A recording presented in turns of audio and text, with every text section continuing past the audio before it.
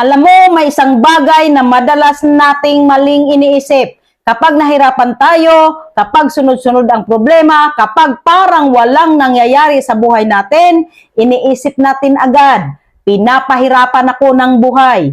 Pero ito ang real talk. Hindi lahat ng hirap, pahirap. Minsan ang hirap, hinahasa ka.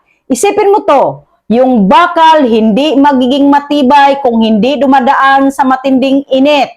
Yung ginto hindi nagiging purong ginto kung hindi tinutunaw. At ikaw, hindi ka magiging matatag na tao kung hindi ka dadaan sa pagsubok. Pero bakit nga ba may hirap? Bakit kailangan mo pang umiyak? Bakit kailangan mong mabigo? Bakit kailangan mong mapagod? Simple lang ang sagot.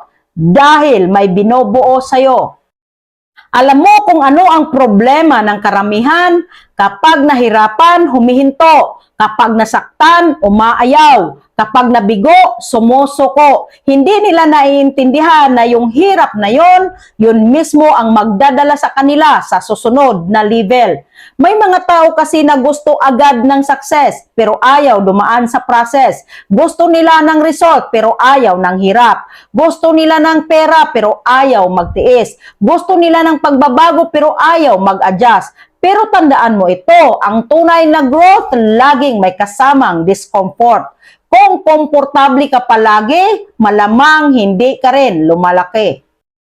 Ito pa, hindi lahat ng delay ay denial. Minsan, yung paghihintay mo, hindi dahil hindi ka karapat-dapat, kundi dahil hindi ka pa handa.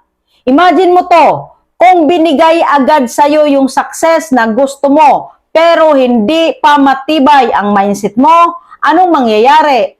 Madali mo lang din mawala. Kaya minsan, yung hirap na naranasan mo ngayon, hindi para pabagsakin ka, kundi para ihanda ka. Hinahasa ka para sa mas malaking responsibility. Pinapatibay ka para sa mas malaking blessing. Pinapalawak ka para sa mas malaking opportunity. Kaya sa susunod na maramdaman mong nahihirapan ka, huwag mong agad isipin na pinapahirapan ka. Tanungin mo ang sarili mo, ano ang tinuturo nito sa akin? Anong klase ng tao ang binubuo nito sa akin?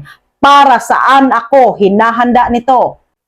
Dahil ang totoo, yung mga taong sobrang tibay ngayon, hindi yan naging ganun overnight. Dumaan yan sa iyak, dumaan yan sa pagod, dumaan yan sa halos pagsuko. Pero hindi sila huminto. Kaya ikaw, kung nahihirapan ka ngayon, congratulations. Ibig sabihin, may ginagawa ang buhay sa'yo. At kung tatapusin mo ang lahat na ito, hindi ka na magiging katulad ng dati. Mas malakas ka na, mas matibay ka na, mas handa ka na. Hindi ka pinapahirapan, pinapalakas ka. Hindi ka binibigyan ng problema, binibigyan ka ng pagkakataon na mag-grow. At tandaan mo, ang hirap na hindi mo tinatakbuhan, yun ang hirap na magpapapanalo sa'yo.